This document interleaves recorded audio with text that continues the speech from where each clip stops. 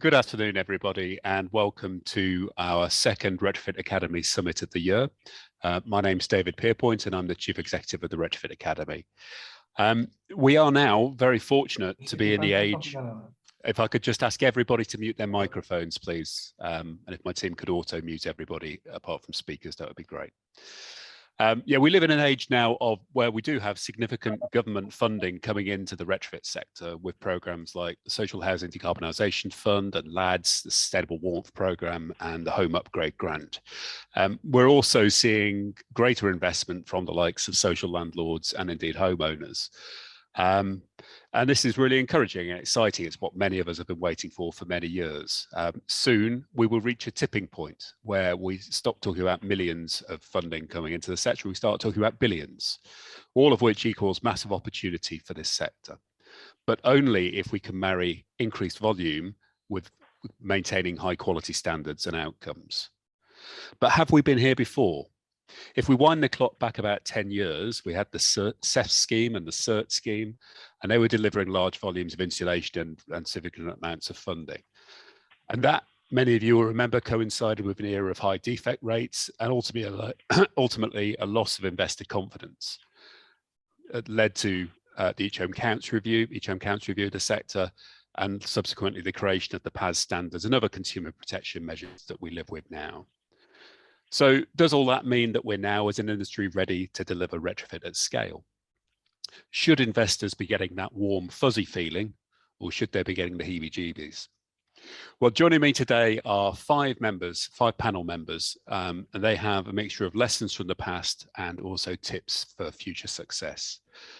We have Eirian Molloy from Preston Council, who's going to talk to us about one of the infamous projects delivered under the CEF scheme that went horribly wrong. And she'll be considering the lessons learned and why she feels positively that the worm has turned. Also joining us is Carl Harvey, a retrofit coordinator from Osmosis ACD, who has some cause for concern. Issues that, if replicated at scale, could potentially undermine confidence in what we do once again. We then move on to solutions and key lessons, and Nicola Scorer, a retrofit social housing specialist, will be explaining why engaging residents in retrofit is just as important as getting the technical solutions right.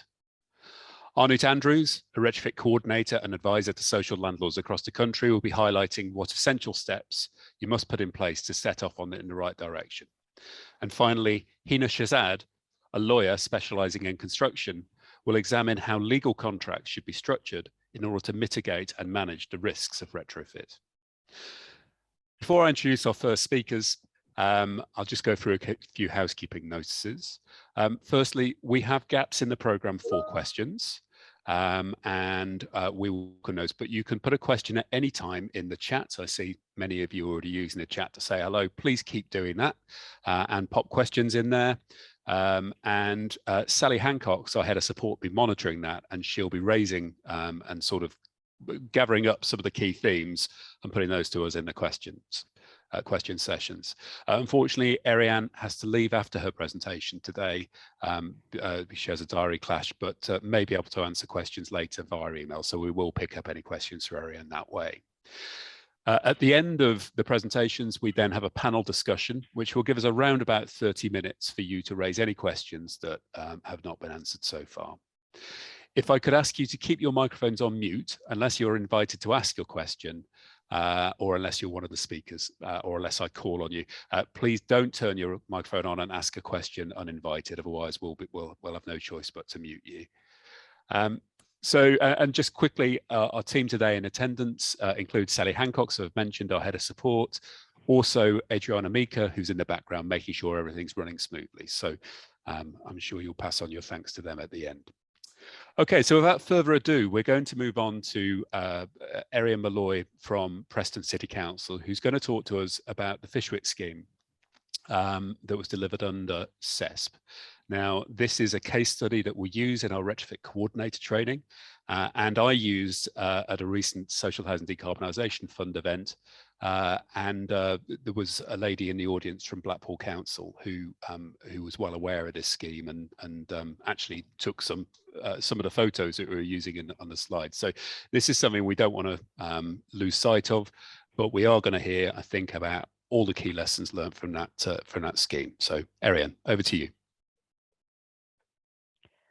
Thanks very much, David, for the introduction and also for the invitation to attend today. And apologies that I can't stay on longer, but as David's indicated, if there are any questions, then my email address is on the presentation and I'd be happy to follow up those afterwards. So it gives me no pleasure to say I've been invited to talk about Fishwick because it is infamous and not famous, unfortunately. It's something that's occupied a lot of time locally for us since the project inception, but also has become embedded, I think, in many aspects of discussions around retrofit and improvements in energy efficiency because it went wrong and it went very badly wrong. So apologies for it being a bit of a whistle-stop tour. Some people may already know some of the issues and some of the background to this, but I've tried to give an overview and made an assumption that there will be some people that aren't really aware of Fishwick and the area and what the project was. So if I could move on to the first slide, please. This is to try and give participants today a picture of the area known as Fishwick. And if you could just hold these issues in your head, please, because when we come to talk about what went wrong and why the project wasn't successful, some of these issues are almost as relevant as the work that was undertaken. And I think it's certainly a factor in terms of people undertaking retrofit projects now, that the area that you choose in terms of the not only the type and the condition of the housing, but also the demographics of the local population is critical to the success. So Fishwick is an inner city ward characterised by streets of fairly small 19th century terraced properties. As far as Preston is concerned, it's one of the 3 worst wards for property conditions and Category 1 housing hazards.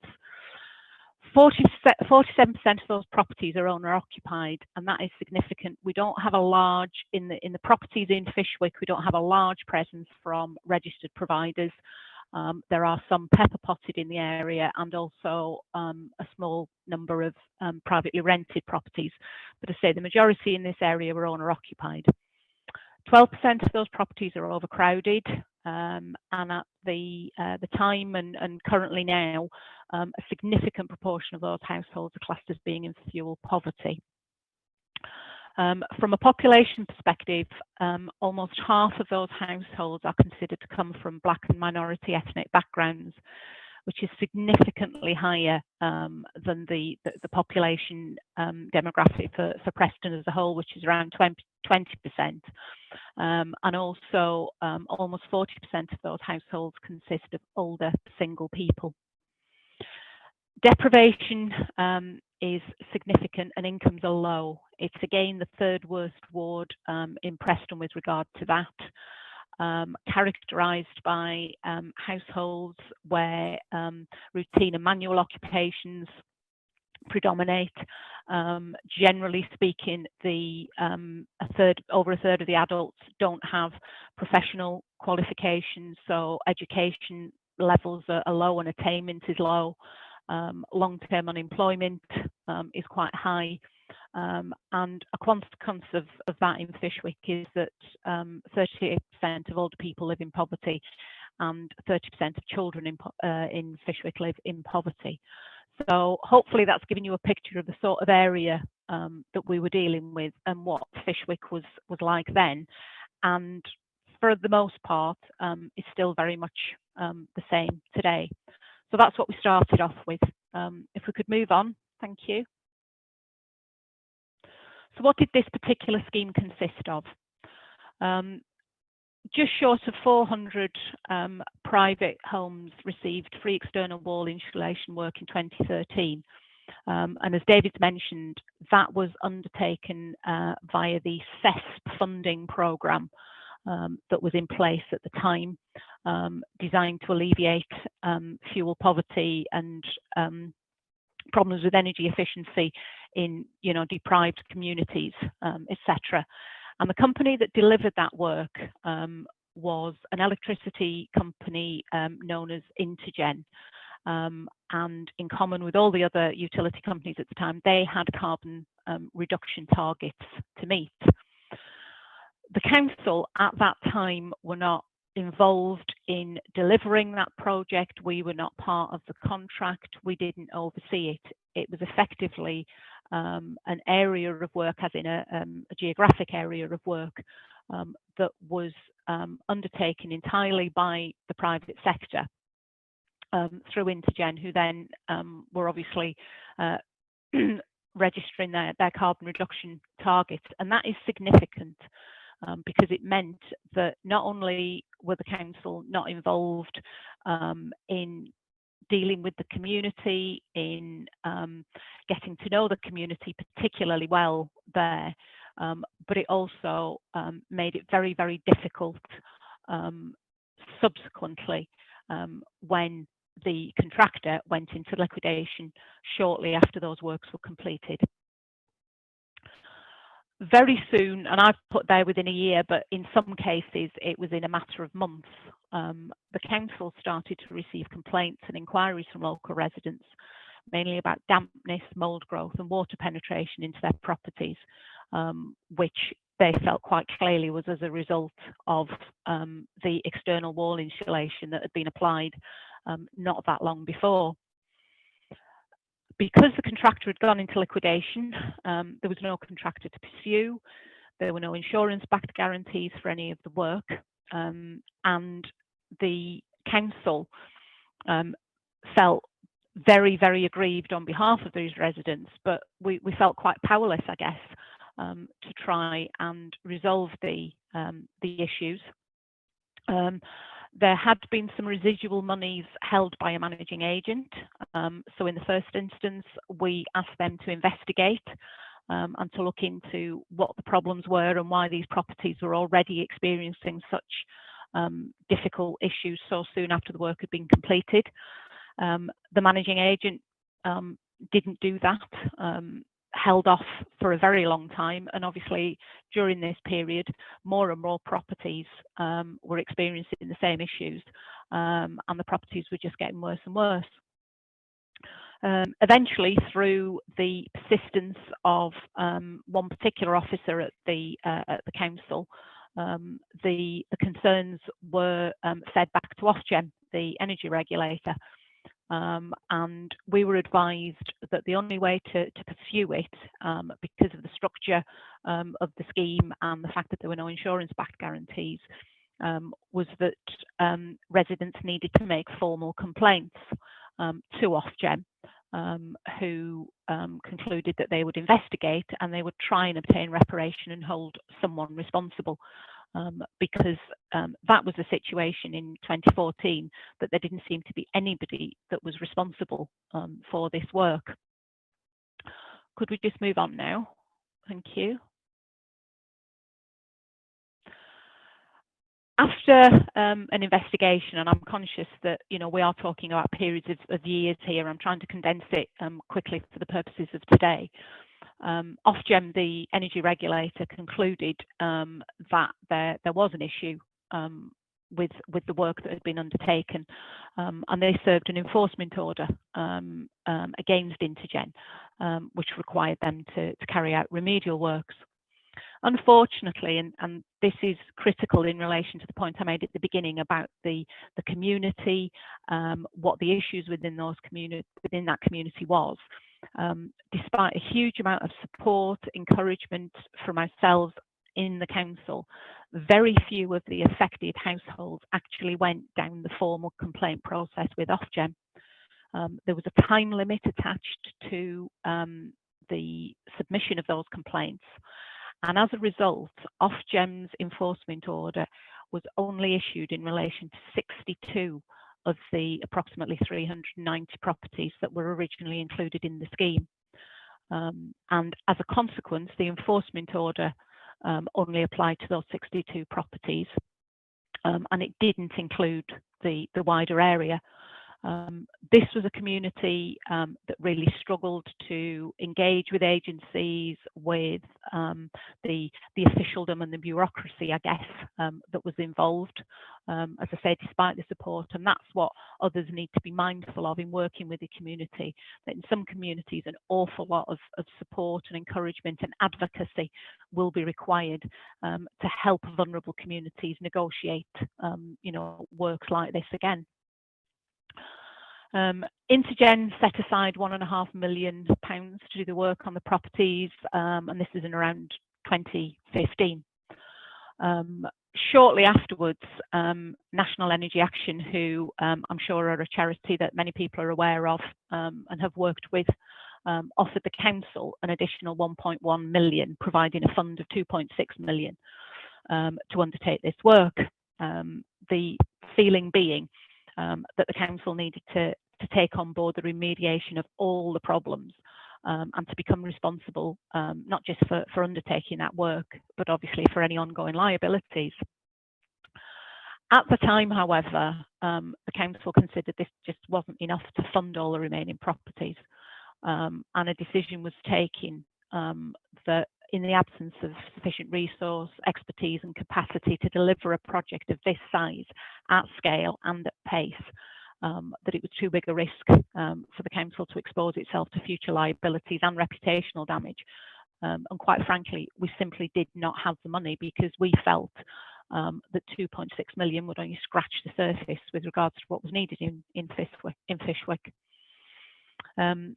Eirian, a utility company, did agree to step in at that point and fund all the remediation works in 2017. That was an arrangement that Eirian offered to make in becoming aware of this situation. The council again wasn't involved in that agreement because we felt that there was too much of a risk involved, and as we foresaw, the £2.6 million that Eirian then provided simply wasn't enough to remediate the whole of the area. It only included the 62 properties in the original enforcement order. And at that time, it was estimated through some survey work that the total cost for the area would be about £13 million. And that was simply money that utility companies didn't have, couldn't provide, the council certainly didn't have. And so at that point, it looked as if those properties were just stuck in limbo, really. If we could just move on, thank you. So where did it go wrong? What happened? Fundamentally, probably the vast majority of the properties in Fishwick were already in poor condition, both internally and externally. Property values in that area were low then and have remained consistently low. In particular, which was of relevance to this work, external brickwork was in very, very poor condition, pointing rainwater goods, doors and windows. Not all, but in most of the properties were poor, and that should have been identified and addressed before this scheme was even in its infancy. The next problem, that the work by Intergen was rushed to meet the funding deadlines. Their targets were looming, they were failing to meet them, and they had a matter of months to undertake this work, to complete it, and to confirm to government that they'd met their carbon reduction deadline. So as a result, the workmanship was very, very poor quality, little attention paid to detail, and the potential for water ingress and also the need for adequate ventilation were all overlooked, basically, to get this work done by that deadline. So again, that's another learning point.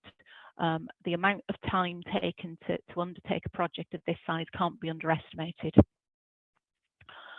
At the time, there were no insurance-backed guarantees provided for this work, so there was absolutely no comeback for any of these residents. In addition, most of them were vulnerable, already experiencing financial hardship. They found it difficult to engage with all the various bodies, with the council, and most of them had no home insurance themselves to claim against, or indeed the ability to self-fund any of the remediation works. So they were really stuck in the most unfortunate situation. Okay, if we could just move on. So what were the consequences of that?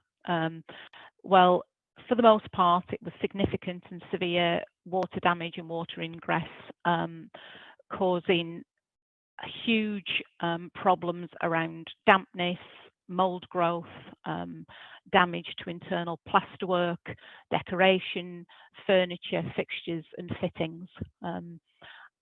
It's true to say that not all of the properties are similarly affected. There is a variation, but some properties at the extreme end of the scale have become uninhabitable almost, but also unable to be sold. People are stuck in the most invidious situation, that the houses are incredibly damp, unhealthy, unpleasant places, but they simply have no option. They can't sell them, they can't do the work themselves, and I'm sure you will be able to imagine that that has an impact on both the physical and mental health of those occupiers. It's also been very difficult for us as a local authority, because the expectation of the local community has been that the council would step in and resolve matters, because there was nobody else that they could turn to. There was no funding available, and whilst the local MP has been very vocal in his support to try and sort out the remediation, essentially there was no body and no funding agency that could step in and sort this problem out. So those people who at the start of this were in a very vulnerable position have quite ironically been put in a far worse condition in respect of their housing conditions and fuel poverty than they ever were before. So if we could just move on now. So where are we now? Fast forward to just prior to COVID, and NEA, the National Energy Action charity, came back to the council and said they had secured some additional but limited funding to remediate some of the affected households. They were quite clear that their focus had to be on Fishwick 247, which is the original group of 386 properties in the failed scheme, although there may be issues in another area just across the main road from the original Fishwick that are experiencing similar problems. So accounting for the 62 that were remediated a few years ago as a result of the enforcement order, there are 324 that are within the scope of the NEA's current programme. Only 97 of those properties have signed up to date, however, with the NEA, which again I think demonstrates the difficulty in engaging with a community that's very hard to reach. The NEA have been very active in the area in terms of community support and community engagement work, have allocated staff resources to try and work with the community, and all 324 of those properties were given the opportunity to sign up for the programme, with no guarantee that there would be enough funding to remediate everybody's properties, and that they would very much deal on a worse first basis. But as I say, as of very recently, only 97 have signed up to date. And I think it's fair to say that at some point, a line will have to be drawn up in terms of the ability of the NEA to continue to work in the area, but also the funding they have. And this may be the only opportunity for some of those properties to get this work remediated. The NEA are working really hard to secure any source of additional funding. Obviously, they're a charity, so there are limits to what they can bid for, what they can achieve. Alongside the current local authority delivery programme in Lancashire, which we in Preston are delivering as a collaborative with all the other local authorities. They are trying to align the work in Fishwick to that programme to include more properties if possible, and obviously to add funding to the funding that they've already got.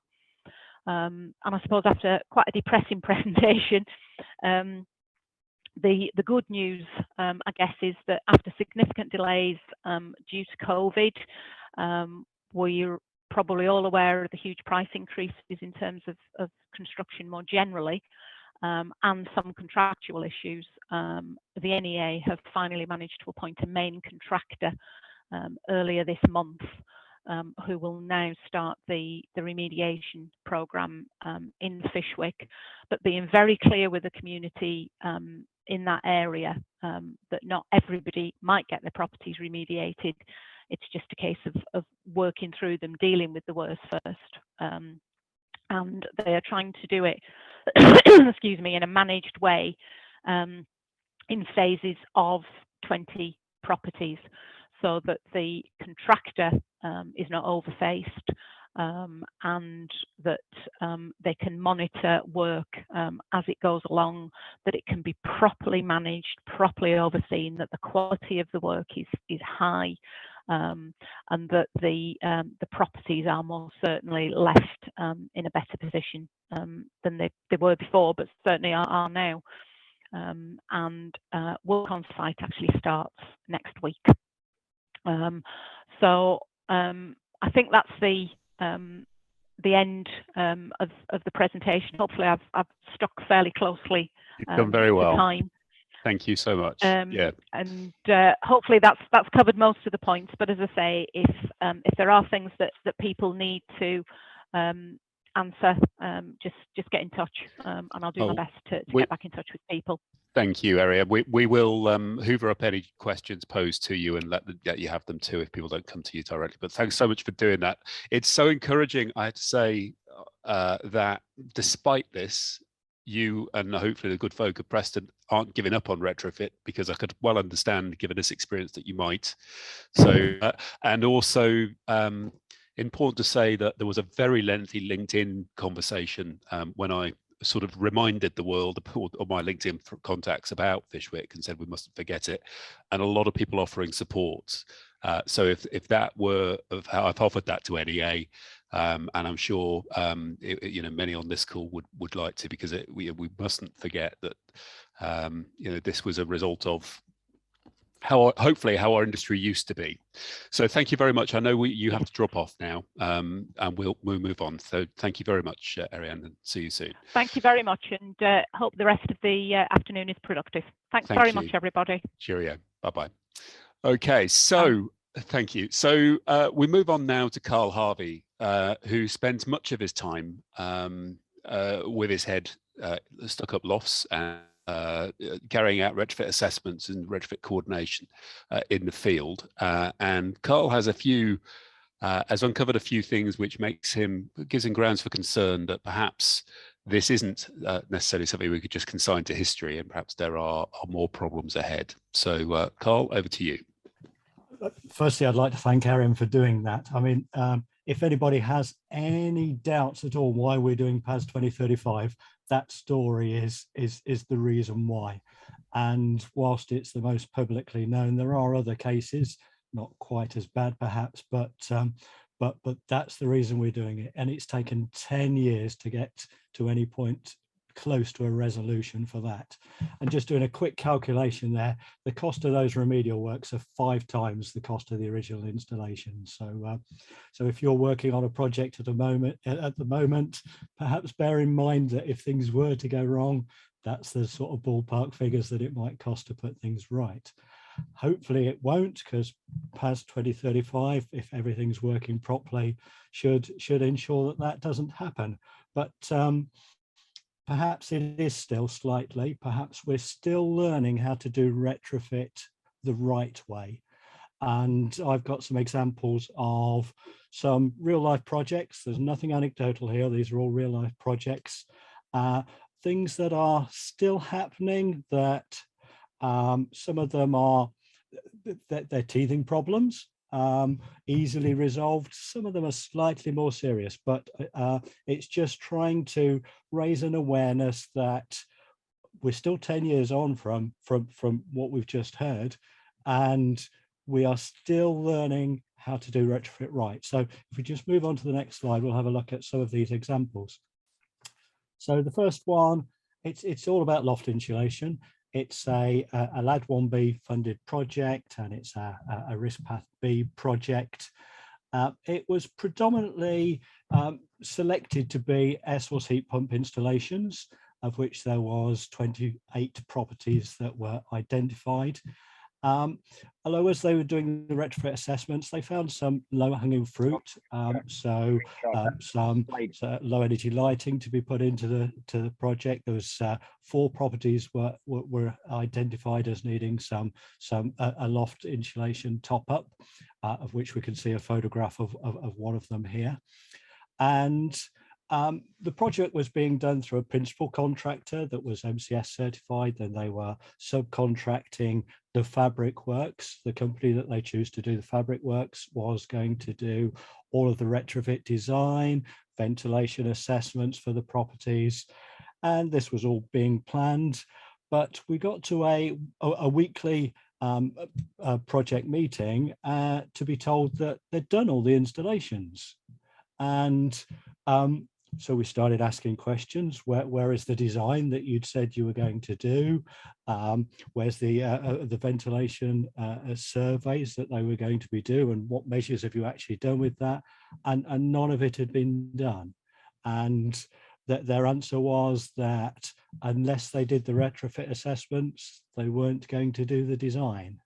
So the client was left with 4 properties where they'd installed the insulation. And because we were trying to do things right, we'd looked at the new changing building regulations and seen that 0.11 U value is what we're going to be having to do into the future, which equates to 400 millimeters of insulation. So that's what they'd put into the roof space. But it's fundamentally different putting 400 millimeters of insulation in there to when you're topping up to say 250, because it's even more important that the ventilation into that space is correct, because it's a cold roof that we have there. So that design has to be correct, but they'd already done them. They were asked if they would produce the designs retrospectively, which they wouldn't do, and unfortunately the contracts weren't quite as tight as they could have been to have got those to do that.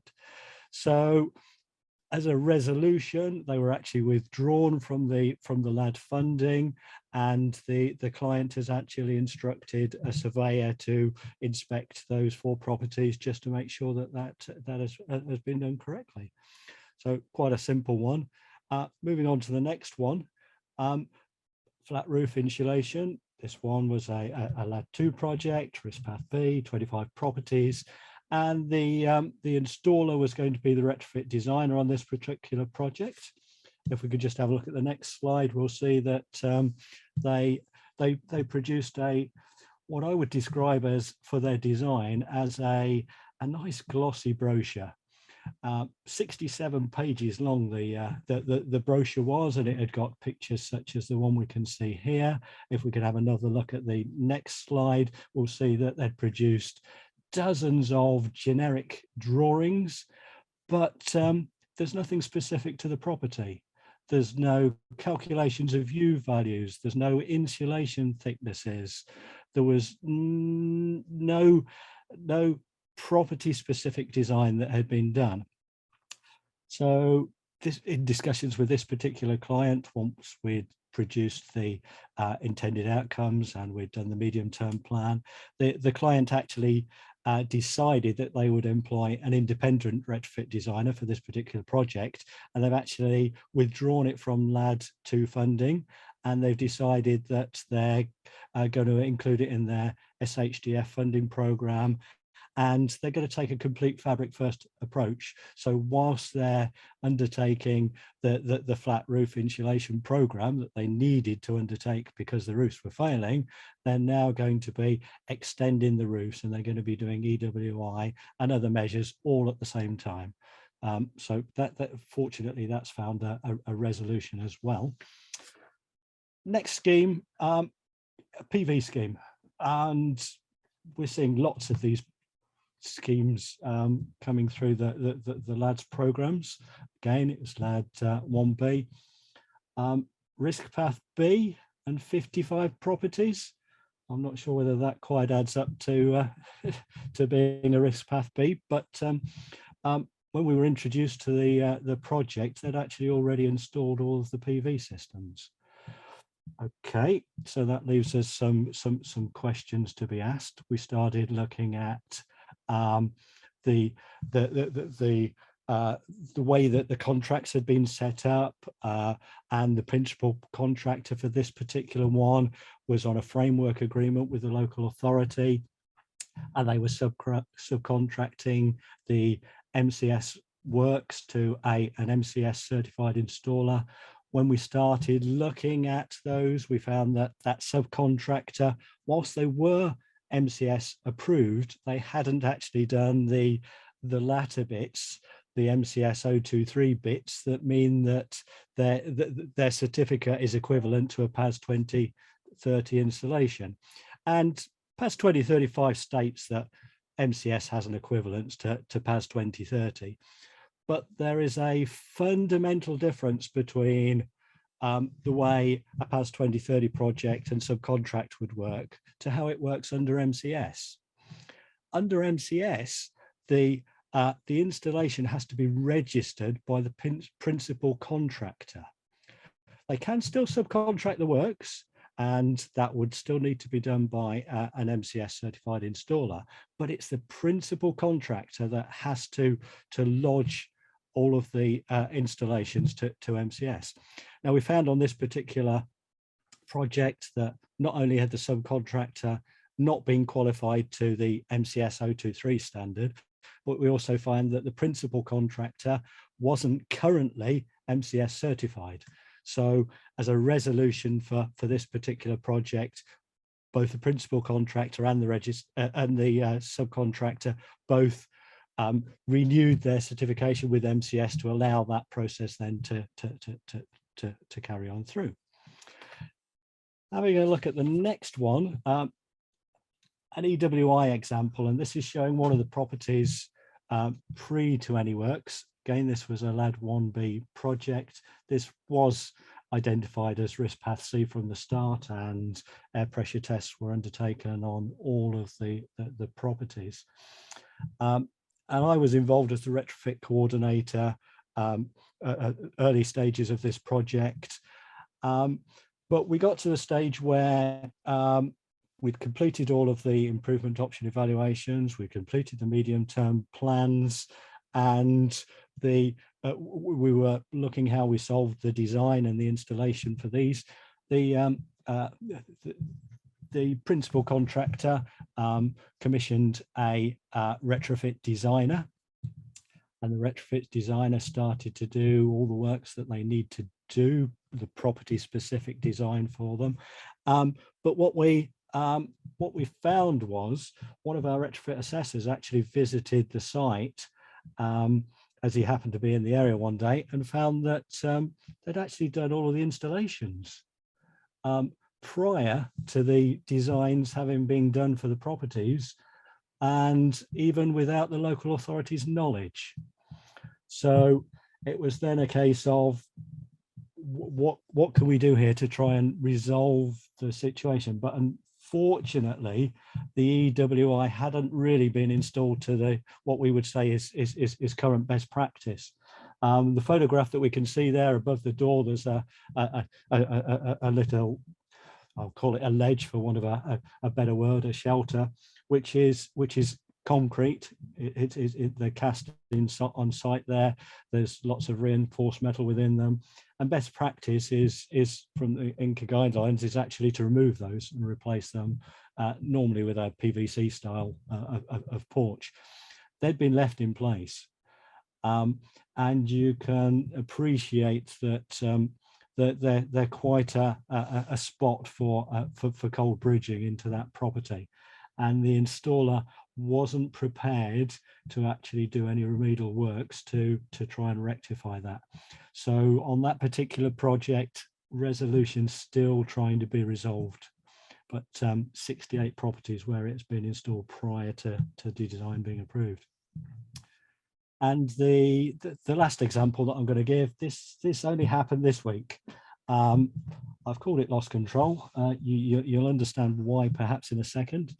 A local authority called me asking for some advice. They've got a LAD 2 project, risk path B, 135 properties. Again, I'm not sure how 135 properties equals risk path B, but that's what the principal contractor had told them it was going to be. And it was a mixture of changing to some modern fan-assisted storage units and some air source heat pump installations. And they've done the installs on 135 properties. The principal contractor was delivering the retrofit assessment and the retrofit coordination, but only 25 retrofit assessments have been completed. And the local authority tells me that of those 25, at least 20 of them are wrong. They found issues with them. And only 7 have progressed through to actually being lodged with Trustmark, the point at which the local authority would actually be able to reclaim funding for these particular properties. And the principal contractor is advising them that they can't retrospectively do any of the retrofit assessments or retrofit coordination, and there's nothing that they can do on the rest of the properties. Local authority is about £300,000 out of pocket on this particular project. Following some discussions with them, I'm not sure that that there's too much they can do to actually save this one. So that's just 5 examples of some things that are happening in a street near you. And that's, I'm not saying all projects are like this. I'm working on about 20 projects at the moment. The majority of them are going correctly. But I was asked by the local authority on this one where they've lost control, whether I thought that PAS 25 was a failure. And I considered that. I can understand why they're asking the question, but I don't think so.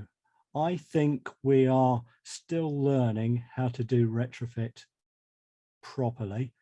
And the biggest or best bit of advice I would give to everybody is make sure you're using the toolkits that the Retrofit Academy has delivered, and make sure that you're talking to some of the organisations that can help you to make sure that you've got everything in place to be able to deliver this correctly.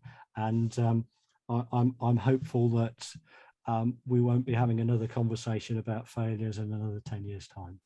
Well, that's encouraging, Carl. Thank you so much. It's great to hear the story from the ground, and there certainly are some areas of concern there. But what I'd like to do now is take the temperature of the room. Really, we're going to come on to a poll, which Adriana is about to publish. So there's 2 questions here, and I'd invite you all to answer it.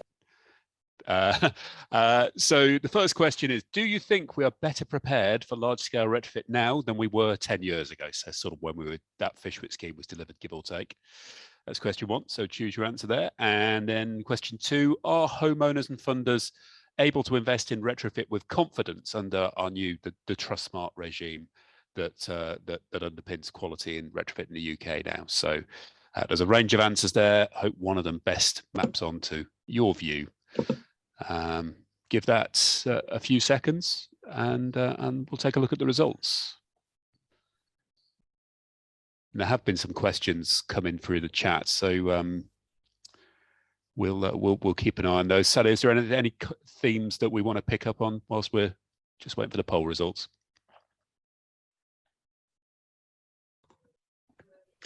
I don't think there's any themes coming through. There are a couple of comments around the disaggregation of properties to reduce the risk path. One person asking what's the Academy's thoughts on that very common practice. That was one for Carl. Well, let's put that one to Carl, actually. So, Carl, do you think that is a very common practice? Firstly, this sort of taking a project like a LADS project, but it's got 135 properties and breaking it up into smaller ones to get it through as Path B. I think it is, yes, but I think that people are already realising that it's the wrong way to do it, and that the risk paths are there for a reason.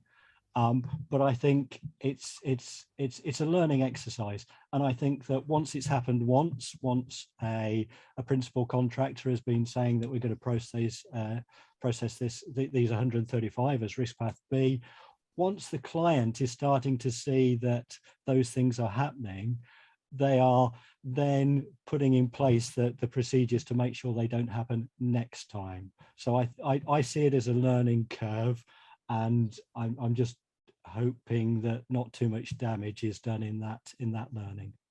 Okay, and the Academy's view, for what it's worth, is that you should comply with PAS 2035. It's there for a reason. It's set up like it is for a reason. So gaming it really isn't the way we would recommend you go. But I would say that, wouldn't I? Okay, let's take a look at these poll results, Adriana, please. No, they haven't come up on my screen yet. If anyone else can see them. Sorry. Okay, so, all right, okay, interesting, very interesting. So, we've got very much the first one. Most people, are going for the middle answers. So no one's saying, yeah, we're ready, and no one's saying nothing's, things are just as bad as they used to be. So some encouragement there, but I guess sort of captures what you were saying, Carl, there, that things are getting better, but we're still learning. We're not fully there yet. No, I'd agree with you. I think they're interesting answers, and I think they show that people are starting to understand where we are in this process. That's encouraging. This next question, which comes back to consumer confidence, which is what so much of this the demand side hinges upon. This is a concerning answer, isn't it? That only 1% of people here, and we're people in the sector, feel that we're all set. So I suppose you could look at the flip side, say 28% saying we're nearly there. That's good, but still early days. So, I mean, the question I always put to people here is, I often use this where I'm talking about the difference between a DEA assessment and the retrofit assessment is, if you're doing stuff to your home, how would you want it to be done? Would you want someone to spend 15 minutes doing that survey, or the 2 to 3 hours that it should take? I wouldn't really be one of these guinea pigs. I don't think, if the industry itself isn't currently saying that we're all set and we should be going. So we clearly still got a long way to go. Thank you, Adriana. We can move on now to our next presentation. Now we're going to start talking about solutions. And one of the key themes in Eirian's presentation was the type of demographic that lived in that Fishwick area, and the ways in which retrofit goes wrong when we're not engaging with the people who live in these homes in the proper way. It's an area that the Retrofit Academy does a lot of work on, that Nicola is our subject matter expert on. So Nick, over to you. Thank you, David, and thank you to our presenters who have already been on before me. A lot of interesting things to come out of that. In particular, for me, retrofit is more than just the physical improvement and performance of a building. The buildings in questions, the properties that we're entering to retrofit are people's homes. It's where they live, but often it's driven by projects from asset or property or funding backgrounds. I noticed some comments popping up there about the drive for decarbonisation versus helping fuel poor. If we do it right, if we get retrofit right, then surely we can link both of those things together and make them work. So just to pick up further on the lessons learned from Fishwick and also from Carl's examples there about knowing your customer to really understand and maximise the impact and success of retrofit projects. So in our toolkit that we have prepared, and as PAS 2035 strives to achieve, is to mitigate some of the risks to the customer. When retrofit goes wrong, it's the customer who ends up dealing with a lot of this. They have to live in this day to day. It's not just a figure on a spreadsheet of, oh, that property isn't quite performing as well. They are struggling to pay the bills in that property. They are struggling with the health conditions that may have been impacted by it. So there are key risks that we look to mitigate. And in this, we have used the term resident client, coined by Annika from the Carbon Co-op. So this is just to kind of reiterate that it could be a customer, it could be a resident, it could be an owner-occupier, versus the funding client, where that might be, for example, the local authority who's received the LADS funding. The resident client in this instance would be the owner-occupier who actually lives in the property. And it's just important to kind of understand those two roles. And who the risk lies with.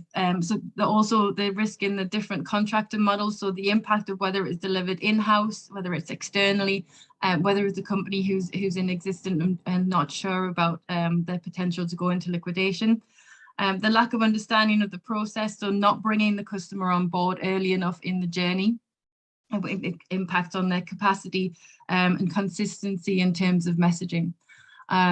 The resident client in terms of the retrofit, they are the recipient and owner of all documentation. So as a funding client, you need to get copies of assessments for the property portfolios and information like that. That all is given to the resident client. So it's imperative that there is a good relationship there between them. Otherwise, that can impact on the loss of or lack of trust. And then delayed access or missing information. I'm sure that there is a lot of assessors and coordinators on today. I'm sure you've turned up at a property and to be told, no, go away. I don't know who you are. Have you got ID?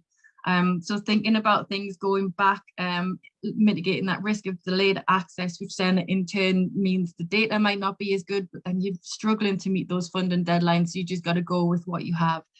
So a simple letter, a phone call ahead of the assessor going out, could help make a huge difference to the information that you have to begin with. So are you delivering the right message? So like I said, the PAS 2035 has a lot of focus on the customer and the elements that need to be given to them. And we're looking at this from a resident client lens in the next couple of slides to help make the message clear to all that are involved. Identify the responsibilities and identify the key information that is needed at the critical points. So whoever delivers that message varies, but what is critical is that we have a golden thread of information that continues throughout the project.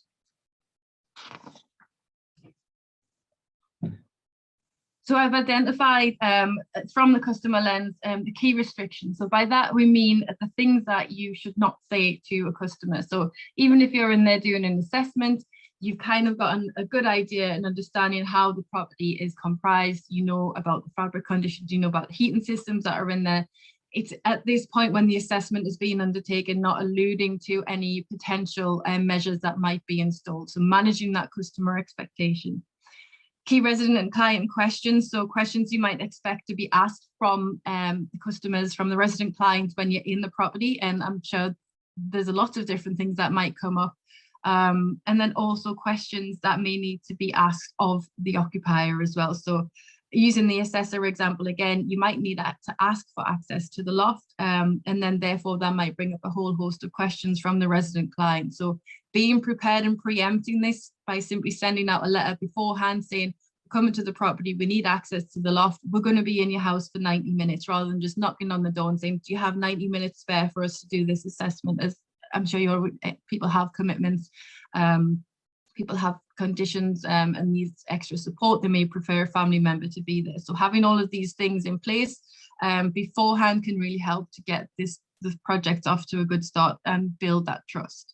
The key information to the resident client, so information such as complaints process, the key contacts, copies of documentations and assessments. So if they've had an owner-occupier assessment, if there's been any property assessments undertaken, they get a copy of that and they understand what those things are. They don't need to know the details and what it all applies to, but they need to understand that it's important to them and for the project. And then there's the key information to the retrofit team. So what needs to be communicated between the team and to all of the parties involved. This slide, I apologize that it is small, but the point is that the top bar there. So the information from the retrofit coordinator and how that translates through to the advisor, assessor, designer, installer, and evaluator. So it runs all the way through. And the same, looking at this through the customer lens, that they would be able to use this toolkit to say, oh, well, it's the assessor I need to talk to about getting the loft access. It's the coordinator who'll help me understand what the process is going to be longer term and how long I can expect to have the works, as well as just highlighting the important information that is to be given at which time. So as Carl mentioned earlier about those risk paths, the toolkit can help for funding clients and clients alike to know what questions they need to ask and of who at which points, and ask those questions with confidence. If somebody's telling you, no, we're the contractor, we've got all the risks covered, you would be inclined to believe them. But if you wanted to, this can help to just give that confidence. And anyone outside the immediate retrofit team. So I appreciate everyone here. We work in retrofit, we talk language of retrofit fluently, but some people may not. So again, helping to bring other people on board with that. So who communicates that message? So in PAS 2035, it specifies that communication is led via the coordinator or the retrofit advisor, but there are many more touch points to consider in bringing customers and occupants on the retrofit journey. So linking back to Fishwick, there was a lot of limited interaction between the contractor and the council, and therefore the residents. So when things went wrong, customers automatically started contacting the council because that was their go-to point. But if those people in the council aren't aware of the project, they're not sure what's supposed to happen, they don't even know what retrofit is, it kind of just snowballs and not getting to the right people at the right point. Aside from the complicated and complex demographic that Fishwick did have, even on more simpler studies, for example, PV installation, this is an example of some of the reasons for refusal on PV installation. So given that it's a relatively non-intrusive measure, panels on the roof, small cabling internally, these are some of the reasons that people were coming up with as why they didn't want to have it. So the hassle, the perception of past experiences, even if nothing to do with retrofit at all, but they've maybe had a modernization program under decent homes, quite intrusive kitchens and bathrooms, they just don't want to go there. They don't therefore want anything to do with anything. They might be happy, so the people might not like to change, and they can't see the benefit to them. I saw another comment popping up there as well about people just taking the benefit and the comfort rather than taking the performance gains of the property, and also not interested. So it doesn't necessarily mean they're not interested, but you've got to think about people's competing priorities in their lives right now. And the communication doesn't stop when the person leaves the room or hangs up the phone. So when that assessor leaves the property, or the person on the phone giving advice, and nor does it start when we first start knocking on the doors. It needs to happen in advance. We need to set some kind of expectation and standards about what the retrofit programs are that we are proposing. So engaging those customers from a very, very early point and multiple people at the same time. So if a housing manager is going out to a property that's due to be retrofitted, they at least need to have some kind of information to be able to inform the customer and also be prepared for what the journey of that customer might be ahead, because at the end of the day, they're probably the most likely person to deal with any fallout or any feedback from those customers. So we've used the 7 stages of engagement, and the nature of funding can impact on that, as revealed in the Fishwick case study, the drive to get funding delivered by set dates. But if you get this right, even before the funding is being applied for, having that common golden thread of information, it can apply to any retrofit project at any time. So understanding how you want to engage with them, going round the ladder, the engagement ladder, and by that we mean where you are in terms of how those customers are engaged with already. So I saw another comment pop up then about how did they get the 328 Fishwick customers to sign up to get an EWI in the first place. So I would be also really interested to know that. And then looking at the baseline, so do all of these join up? So you might have really good asset data, but if you don't know who's living in the properties and how they use them, that could significantly impact on the success. Measuring before and after, and having that common communication throughout, and then as well as the evaluation and feedback. So looking at past projects as well and applying what worked and what didn't work, which is a great way of doing things that we are today.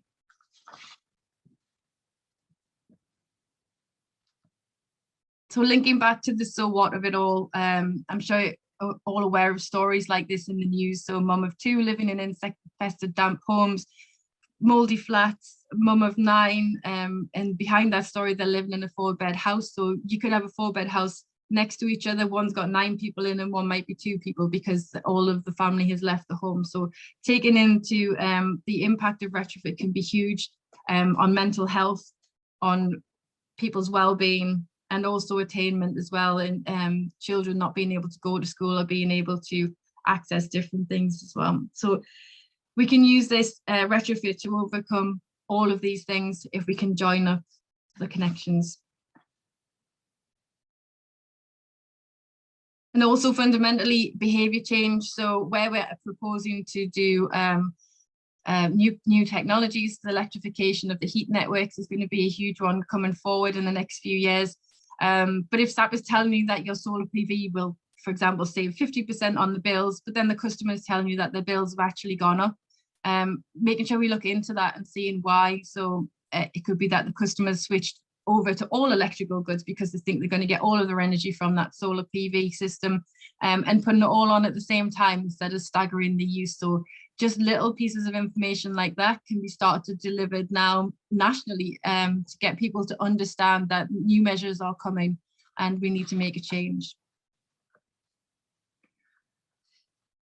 And listening out for that hidden feedback. So conversations over the garden fence, the word of mouth, once you start getting on site and people start bringing comments and little snippets of information, these can all help to look into more detailed access issues with housing teams, not just from a property perspective, looking at those voids and property relets. So are things coming up time and time again, maybe focusing efforts in those and trying to direct projects in that direction. And giving an insight into how homes are being used and how ready residents are for retrofit. And where to start looking for this information. So finding out what the resident clients are saying. It might be that you have access to groups already, so resident groups, community leaders and community groups, and it might be that you just don't talk retrofit. It might be that you talk cups of teas to get the buy-in, to get that message across, and look into the leaders of the community. So not necessarily anybody particularly who's got a technical background or a background in sustainability, but just somebody who's respected and understood in that community to speak that language. And then I think that was me done, David. So I'll not venture into questions myself. Yeah, we're going to have questions after Arne's presentation, actually, Nick. But just one quick one. There's a lot of fantastic slides you've just been through there. Perhaps you could just say what the origin of that is and how we make this guidance more widely available. So the social housing toolkit. Where this comes from, you tell people. So yes, so the all of this information is available from the PAS 2035. We took into the customer lens as the social housing toolkit. So what residents are saying, how to engage with them, and work with a consistent communication thread. It's all available in there to help support you and what you need to engage with customers. Okay, so there's a social housing toolkit available from the Retrofit Academy Is it just for members, or is it something we share more widely? No, I think it's something we share more widely, and I'm sure someone will be able to pop it into the chat. I was half trying to look for it then, but I thought no problem. Adriana, I'm sure will have a copy of it available, so that it's split up into different parts. And I think a few of us talk about the different elements of it in this presentation, but this is just the first part. So emphasis on the customer being at the front end as well. Great stuff. Okay, thank you very much. Okay, so straight on to Arne. Now, Arne is going to tell us, well, I could give you the official version. He's going to tell us why PAS 2035 is your friend with benefits. The unofficial version. Yeah, thanks for that. I've become semi-infamous for describing PAS 2035 as your friend with benefits. I'm waiting for people to start reciting it back to me. It's only a matter of time. A couple of quick things. So I think Andy's already put the link to the Midlands Energy Hub toolkit piece in the chat. It's also in my slides, so if you look at those later, it's there, and I'm sure we'll keep doing that again. So the theme here was about trying to avoid large-scale failure, and this again is coming from the Midlands Energy Hub toolkit. I'm focused on part B. It's really targeted at local authorities and housing associations, but I think this applies to the retrofit coordinator market in the same way, because if your thoughts about what your job is are aligned with theirs, you're likely to enjoy a happier contract and get another one than if you're arguing about what you thought the content was after the event. That's always far more painful. Adriana?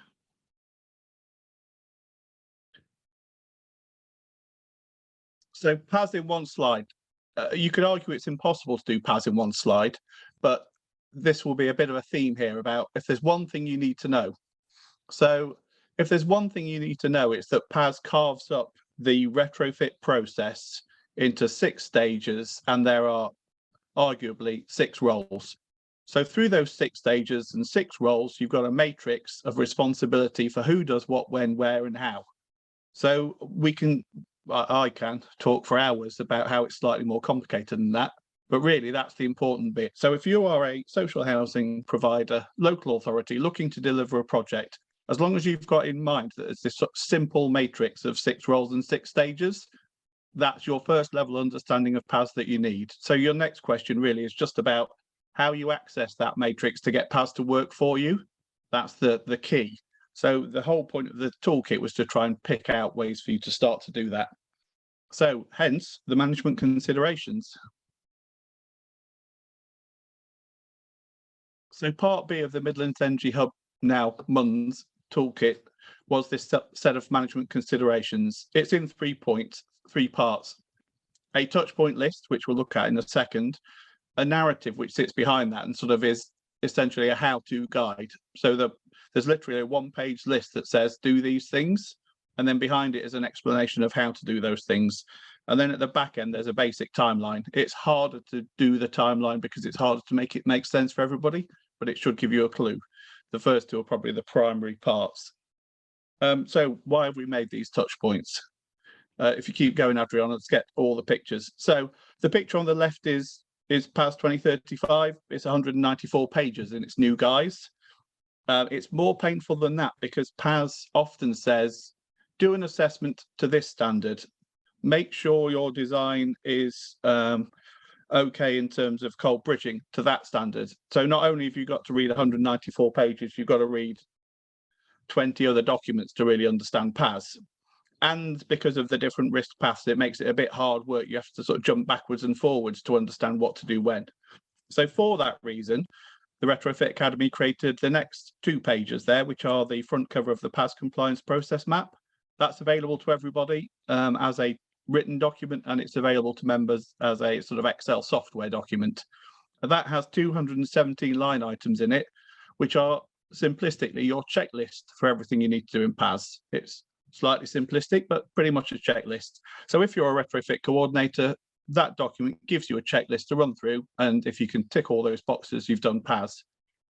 But 217 line items, if you're a public health officer who's been given the job of delivering a LADS project, you don't really want to micromanage every house through 217 line items. So hence we created the touch point list, which is the right-hand page, and that is a 1-page list. So that's in the MEH document, which we've got the links to, it kind of gives you 20 odd things to look at as your engagement with PAS 2035. So you should have noticed on the previous page that there's one item in bold in each section. So within those 20 odd things to do, there's 6 or 7, which are the ones from each stage of PAS. And here we've kind of gone for the, okay, where do you start? So the first 3 things, make sure, do everything required by PAS 2035 is in the contracts, and make sure that your contracts specify who is doing which role, just so that you don't have that thing where everybody thinks somebody else is the retrofit designer. So just make sure that's clear at the start. Then the most important one, I think, is the check construction details. PAS 2035 requires a retrofit design. That means construction details should exist. Check that they exist. That's probably your first entry point to making PAS work for you.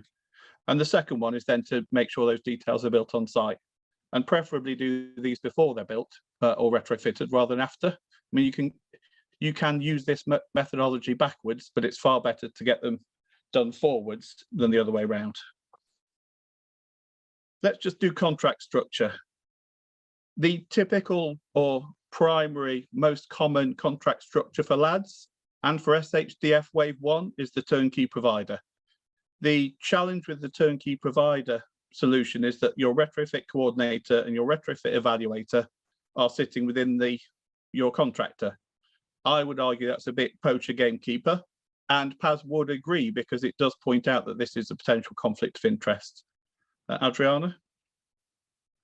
So if you go for a turnkey provider, you are either relying on your installer to manage themselves properly, or you need to put the touch points in between you and them as part of your QA process. So you can actually just check some of those things that should be happening are using what's in the toolkit. And again, the Retrofit Academy recommends that the RD, that should be, oh yeah, retrofit coordinator is independent, whether that's in a managing agent as a role on their own within your organization as the housing provider. We would recommend an independent retrofit coordinator as the obvious way to resolve that potential conflict. And then you have to do less as an organization in terms of the proactive QA process of checking those things. You can do less because you should be able to expect your retrofit coordinator to do more.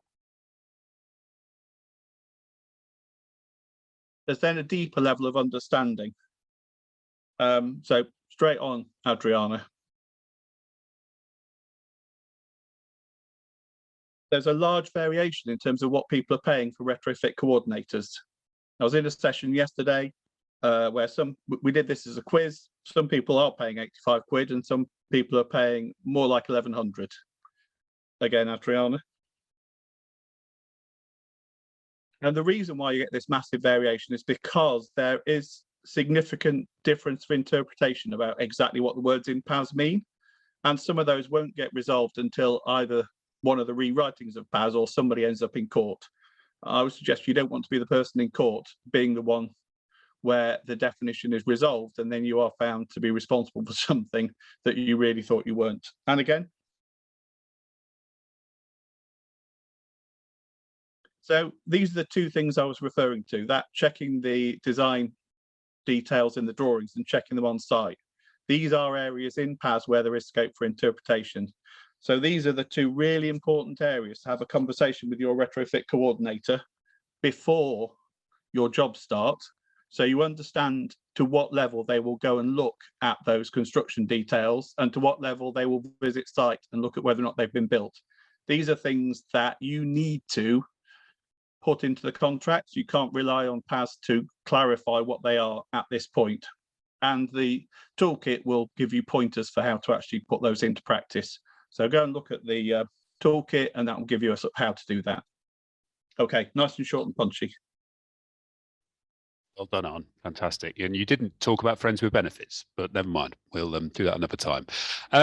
We're going to do a quick poll now. Again, a second of our polls. And whilst we're answering that question, we're going to invite questions from the audience. There's a few good ones that's come through. The poll question is, retrofit funding providers, by which we mean effectively the government or energy companies. So the people who design the funding regimes. Do retrofit funding providers put the kinds of key lessons that Arne and Nick have talked about at the heart of their schemes? Yes, increasingly, not really, or not at all.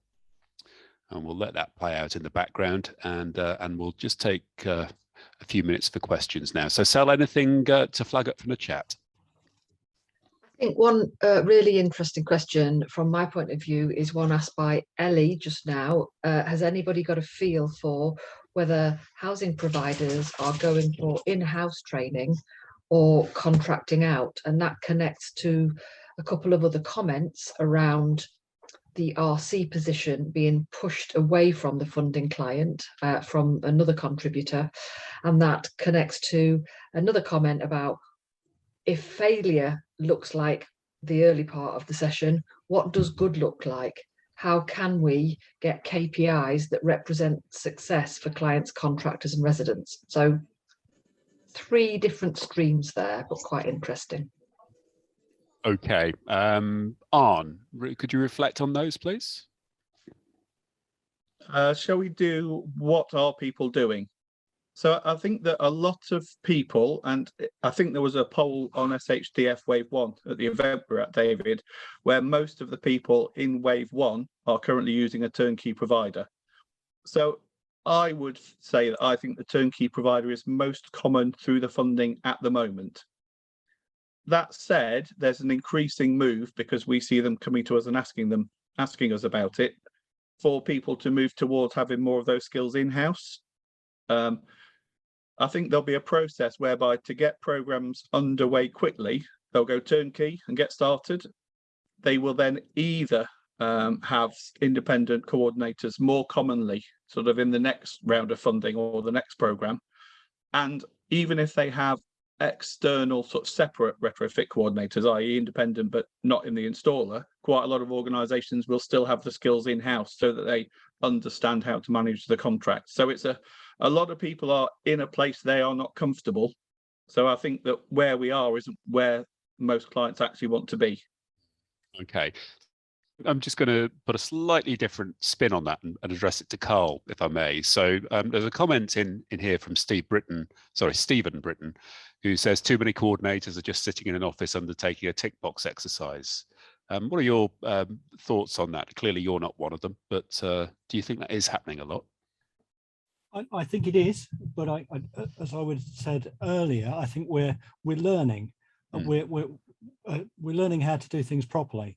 So the clients are starting to understand that's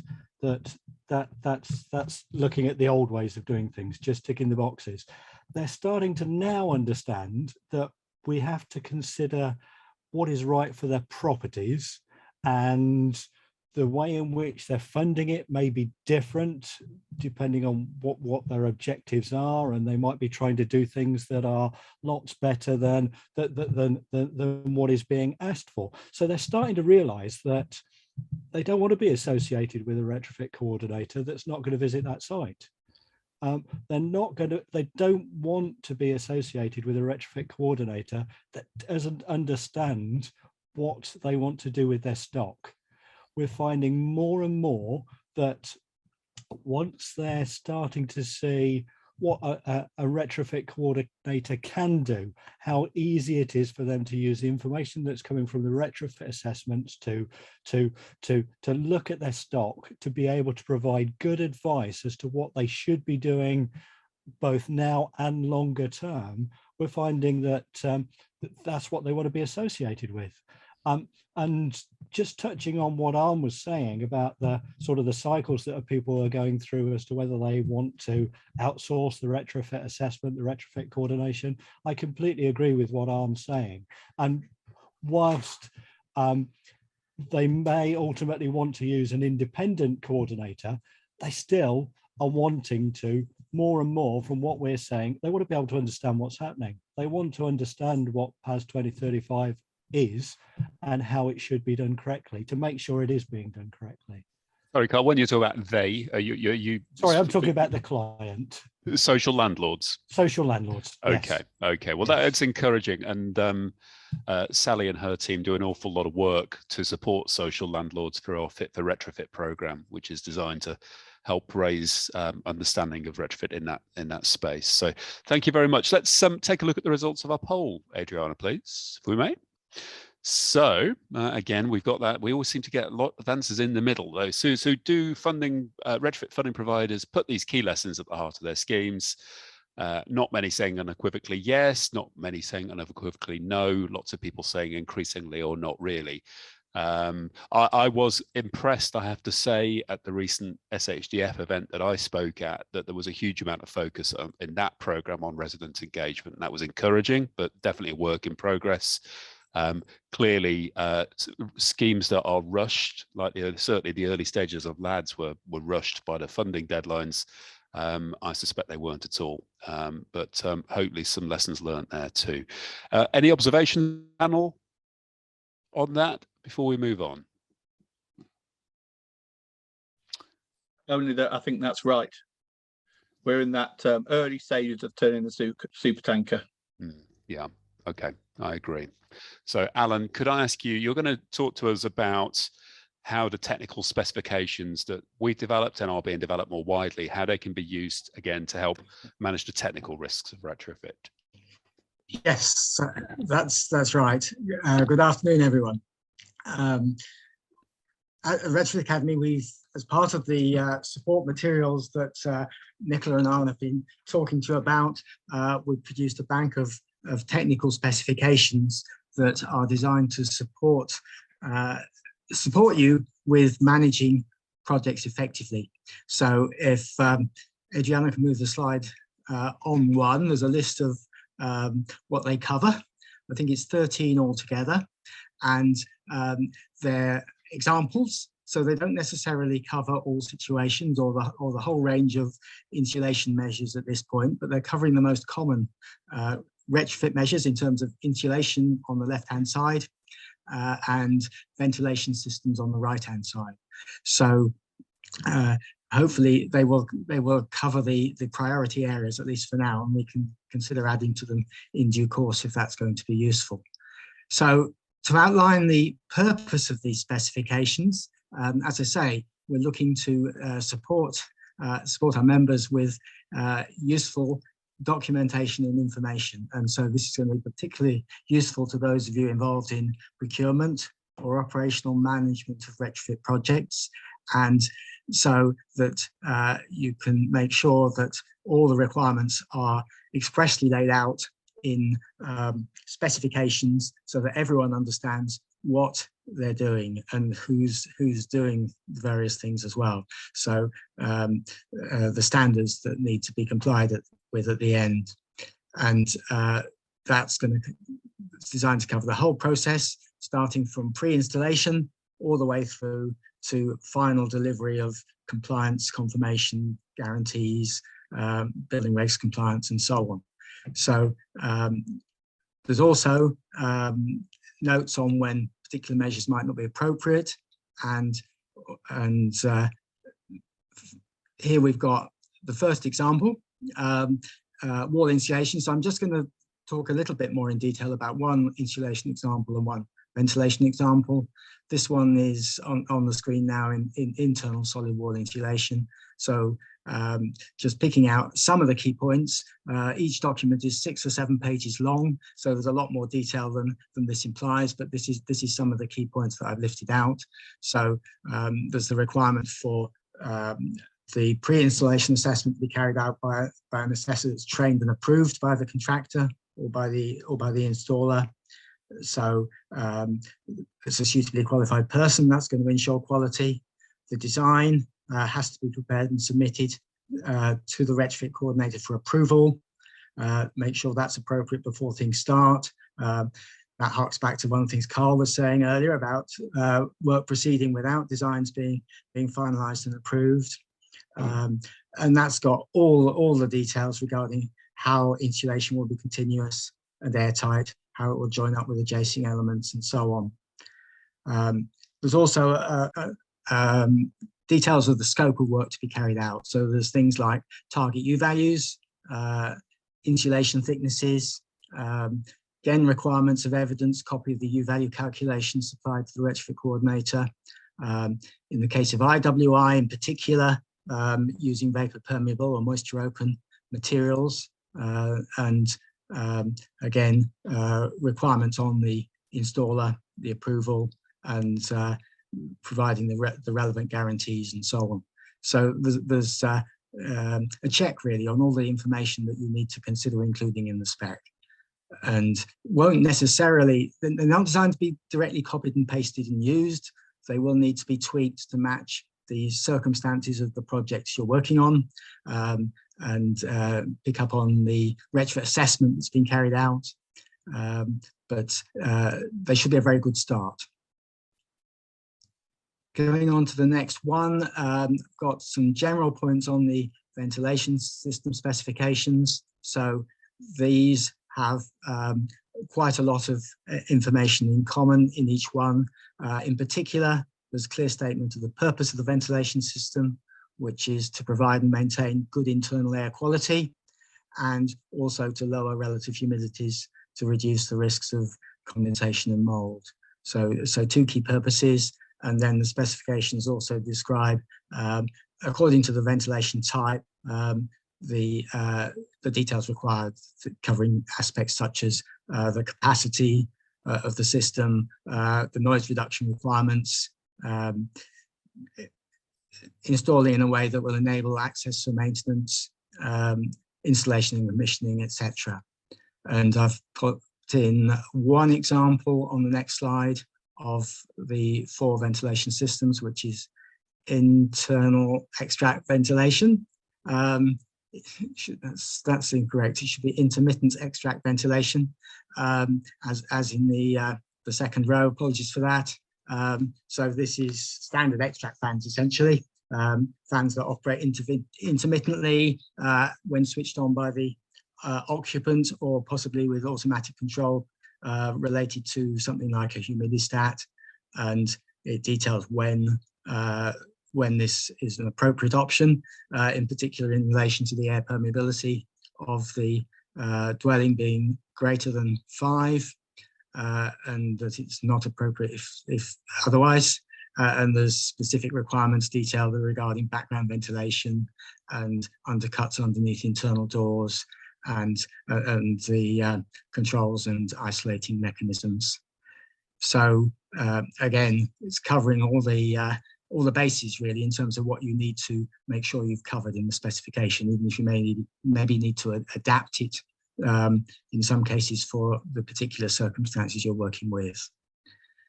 And then I think we've got one more slide. Oh, there's a summary. So just to reiterate that the aim is to ensure everyone involved understands their role, how the project should be implemented. Key role of the coordinator is to check the scope of the design, and in turn it's followed by the installer. So that again is picking up on points we've heard earlier. And the design in particular needs to focus on that important first word. I would suggest how measures are installed, how measures interact, how we can minimize the risks of thermal bridging and insufficient air tightness, and how we match the ventilation system to the fabric, and also the requirements for the installer, the processes they follow, the evidence they provide to confirm that they've followed those processes, and the appropriate guarantees and regulations compliance. And I think there's one final point to make, which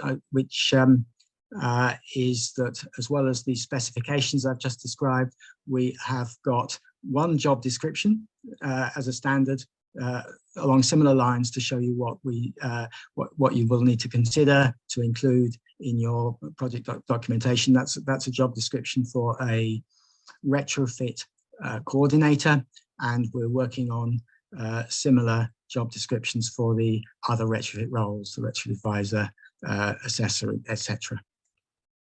Thank you, Alan. So I think that's all I was asked to say. It was just a similar question to Nick. Just how do people get hold of these technical specifications, please? They're available to members, I believe, from the Retrofit Academy website. Let's check in with Sally. I don't know whether. If I can just jump in there, the link's already in the chat. It's the Midlands Energy Toolkit that you're looking for. But if you go onto our website, the banner on the top will take you straight to it. We've already had 20 downloads in the last half an hour. Lots of people have told us that it's useful. One of the reasons we're doing other job descriptions is because people have asked us for more.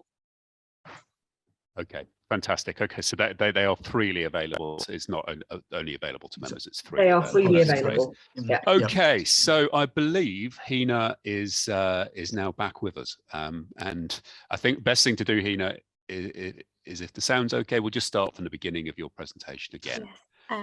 Thank you, David, and apologies for the internet issues earlier. Hopefully everyone can hear me. Loud and clear. Perfect. So DWF have assisted with drafting the protocol. If we could just go to the next slide, please. The protocol is essentially a one-stop shop to incorporate PAS into the appropriate contract, be it for a contractor or a consultant. By inserting the protocol into the relevant contract, this gives PAS a contractual effect, thus mitigating any implied compliance with PAS.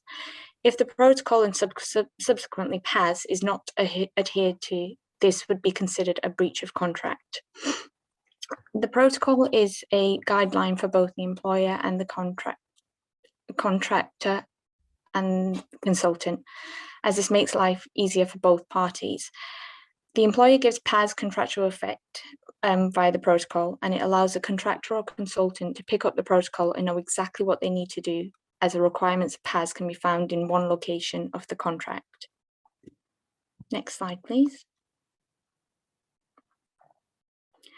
The protocol is intended to highlight key touch points of PAS only and not replace the requirements of PAS. For this reason, it is focused on activities around the retrofit coordinator, retrofit assessor, and retrofit designer roles only. The protocol should be used when any local authority appoints an individual, company, or person who shall carry out retrofit works or services that are captured within PAS. The protocol acts as a guidance and serves as a checklist that flags key considerations of the roles within PAS, and the local authority is responsible for including this within the construction contract scope documents. Next slide, please. There are significant risks to any local authority should they not include the protocol within the contract scope documents. This slide sets out the risks faced by local authorities. Whilst my fellow speakers have discussed the risks faced, we have included here for information further points for you to consider. A key point to note is that throughout the protocol, there are guidance notes for local authorities. These will require review and consideration before the protocol is incorporated within any scope document. Next slide, please. The protocol is suitable for use with any standard form construction or building contract or consultant appointment that the local authority wishes to use. The protocol is to be included within the operative document. By way of guidance only, the non-exhaustive and illustrative examples of these operative documents are the NEC Engineering Construction Contract Works Information, the NEC 3 Term Service Contract and the Services Information, the NEC 3 Professional Services Contract and NEC 4 Engineering and Construction Contract and Term Service Contract Scope Document, the JCT Employer Requirements, and the services within the consultant appointments. As mentioned, the protocol considers the 3 distinct roles. Each role is assessed based on the level of risk path A, B, or C. Therefore, the protocol is to be read in conjunction with PAS and the Retrofit Academy compliance map. PAS and the Retrofit Academy compliance map have formed categories for each role in PAS, which are set out in this slide and provided for your information. I won't go through them, but thank you for your time, and please do let me know if you have any questions. Sorry, thank you, Hina, and we are going to take questions. In fact, I'm going to invite all of the panel to unmute themselves now, because we'll share these questions around. There's been quite a few that have come in through the chat. Just for clarity, for everyone's clarity again, I believe that what Hina has just taken through in the protocol is available, freely available in that Midlands Energy Toolkit. Okay, so if you're wondering where that is, it's on the website, Sally, and free to download for everybody. And there's also, just so people know, there is also a printable, downloadable version of the schedule that you can take directly from the toolkit, so that you don't have to cut and paste and potentially get the wording wrong. Okay.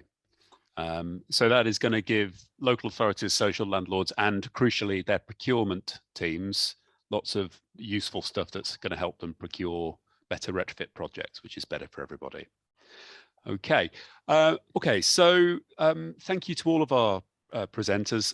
Thanks so much for staying cool there, Hina, whilst you had your Wi-Fi issues, and for Alan to stepping in at short notice. I think I would summarize what I've heard today, that, you know, we were clearly in a very, very bad place a decade ago. I think with hindsight, it's a very good thing that the large scale retrofit programs that we were trying to deliver and the dreaded Green Deal were put on ice. That's not what I said about the energy minister at the time, but I think with hindsight, it's a very good thing.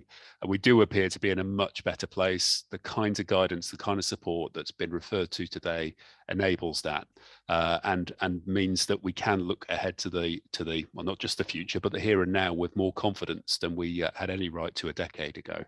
Now, before we go on to questions, just two final polls, please, Eirian, if you'd like to put them on screen.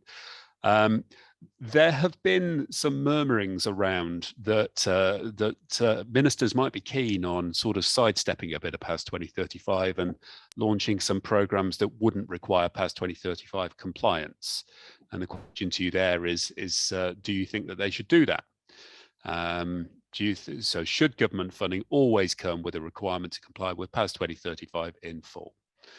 And secondly, in reality, is the letter and spirit to PAS 2035 being applied in full on government funded schemes and the ECO, which of course isn't exactly a government funded scheme?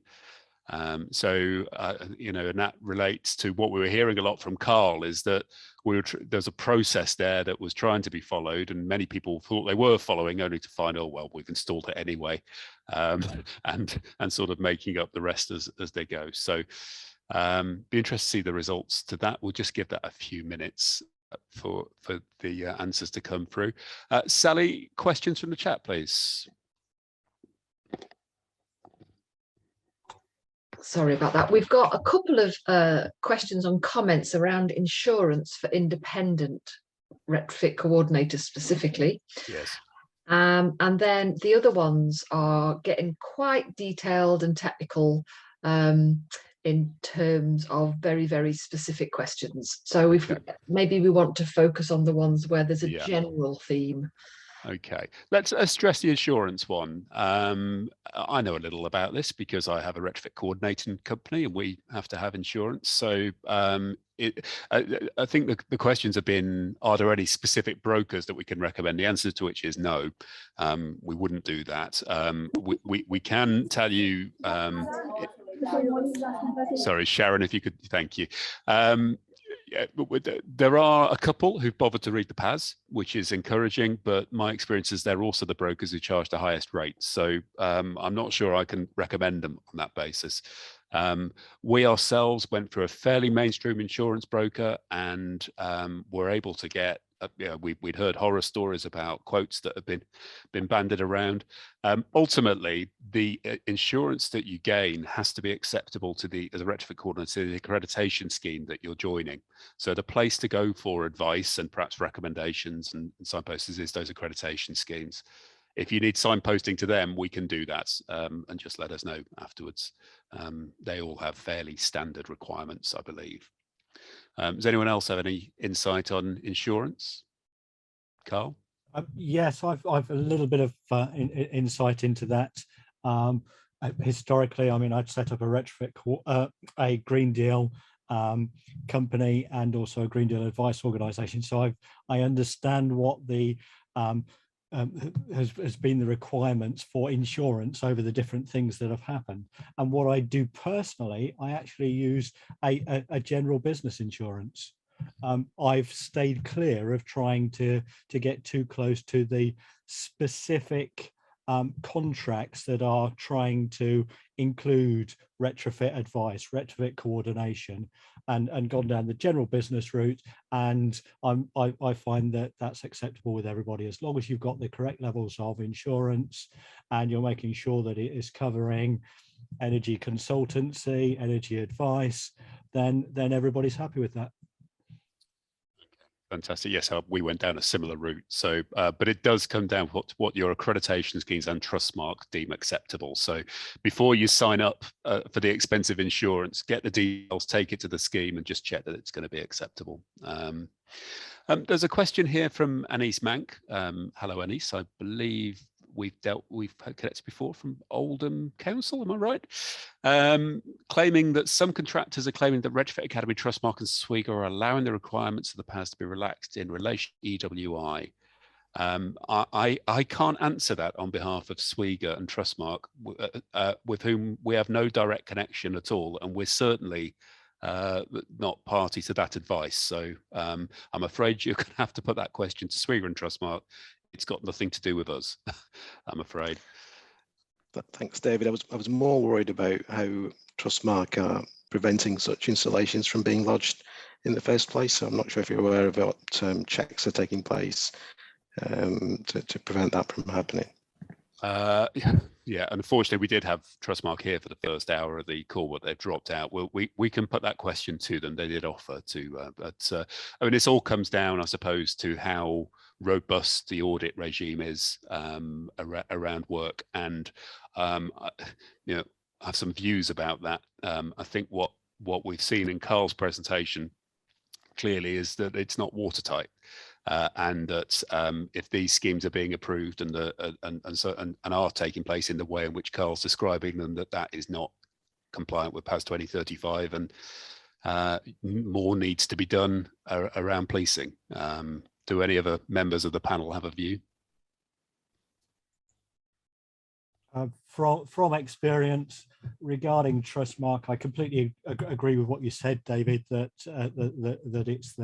it's down to Trustmark to be checking that what is lodged with them is compliant. But from a practical point of view, a retrofit coordinator, as long as they're uploading documents that tick all of the different boxes that are being asked of Trustmark, that will generate a number which is what is being used and needed for the different funding programs. So the onus should be on Trustmark, ensuring that it's being done correctly and working with the accreditation schemes as well, because even if you lodge direct with Trustmark, it is still being audited by the accreditation schemes. But I think I agree with you completely, David. It's down to them to ensure that their checks are robust enough to make sure that what is being lodged there in the first place is correct.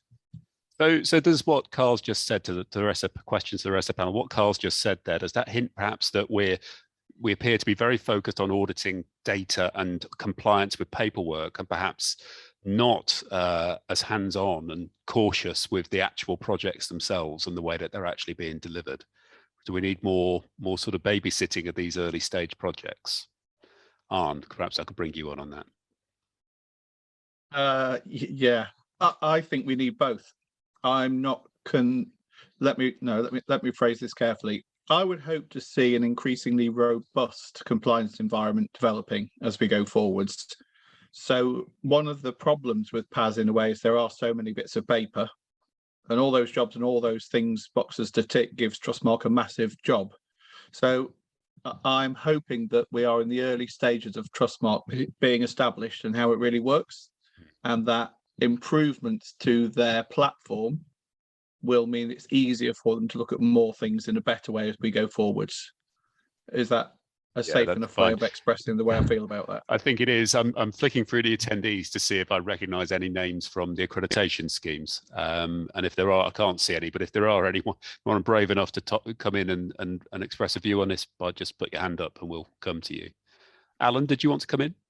Yeah, I was just going to suggest that it's down to it is important for retrofit coordinators to check that things are happening at an early stage, particularly in terms of documentation is thorough, that the procedures are in place by the installer early in the project, rather than waiting till the end and hope they come in when it's too late if it's not compliant. So it's an ongoing process throughout the project. And if you can see after week one everything's in order and being done, then you can relax a bit. But you need to go in hard at the start, I would suggest. Alice Monty, that's a question for PAS Club on verge trims, but I'm going to allow it just this once, seeing as how it's you, okay? So the question from Alice is around, are verge trims and capping being introduced as an acceptable solution with EWI? I know a bit about this, but I'm going to ask the panel to respond if anyone is in the know. Alan, I'm hoping. All my money's on you. You're on mute. Sorry. Yeah, well, this has come up in PAS Club more than once. And my understanding is that there are a number of products being tested, and that is quite a lengthy process, and that in due course there may well be products that are acceptable once they've been proven with rigorous laboratory and site testing. But at the moment there aren't any. So as it stands, they're not considered acceptable. Okay, thank you very much. But I do believe there's sort of a practical, common sense conversation going on, as you say. So, and that was a big theme of our summit, which was pretty much dominated by that topic last autumn. Now, we do have a hand up from an accreditation scheme here. Mr. Flint, Simon from Elmhurst. You want to respond around the audit regime? Yeah, good afternoon. Hi, David. Hi, everybody. Hi. Yeah, effectively we talk about an audit regime. Effectively, there are 3 audit processes in place here that some people might not fully be aware of. As obviously every coordinator has to be a member of an accreditation scheme, and as such, we're obligated to have an audit process, which is inevitably a desktop audit process. Trustmark also have a desktop audit process, which I believe they levy at approximately, I might be putting words in their mouth, but I think it's about 10% of all lodgements. And they also employ a third-party contractor to go out and do on-site technical audits as well. So I suppose it's like any audit process, really. It will only ever be a sample. I mean, 10% means effectively 90% aren't being audited, which is a huge percentage. But in terms of the volume of lodgements, certainly that have been going through recently with Eco 3, and I would anticipate we'll go through with Eco 4 from sort of July or whenever it actually, hits the ground. I suppose practically speaking, there is a limit to how much can be audited, but the onus is really on the coordinator. We know very well that's the project manager role. That's where the responsibility of ensuring compliance from all the relevant parties should start and finish. And in an ideal world, you wouldn't need an audit process because you would be confident that everybody was doing their job, to the best of their ability and standards. But, it's a matter of, there will always be an element of policing that role, I suppose. Okay. And that's where we and Trustmark take a some of our responsibility. We have, that falls to us. So on that basis, Simon, you're saying make sure you've got a good retrofit coordinator. Yeah, absolutely. Yeah. Okay. Yeah. So yeah. If the coordinator, I mean, the schemes are ultimately responsible for the actions of the coordinator. We have the ability to suspend a coordinator and stop them working, stop them lodging. Trustmark have that ability as well, and it is enforced, on a fairly regular basis. If I'm honest with you. Particularly where non-compliance is found either at audit or failing to provide evidence even for audit. We can suspend and stop them lodging, and Trustmark definitely do the same thing. And they're getting hotter on it, if I'm honest. They're getting quicker on the ball when they want schemes involvement, because they do need our buy-in at that stage, really, because ultimately they're our members, so we get quite heavily involved at that stage, albeit we don't necessarily see the audits that Trustmark have completed. Thank you. It's very brave of you to come on. Alan, just stay on the line, son, because Alan's going to come in. Yes, I'm sort of reacting to that in a way, and it was something that crossed my mind earlier actually, that then I forgot when I was speaking, is whether there was any move towards smart auditing in the way that there has been with energy assessments, so that either the accreditation schemes and or Trustmark are actually looking at the situations where there's more likely to be issues rather than a completely random 10%. I think that would be a very bold, practical move, and be probably a move in the right direction. David might be aware, we've as schemes, we've held our first conventions meeting as retrofit coordinator, working group conventions meeting, where we started to discuss about some guidance or some rules we could put around the role of a coordinator, and smart rules are certainly something that may well fit into that category.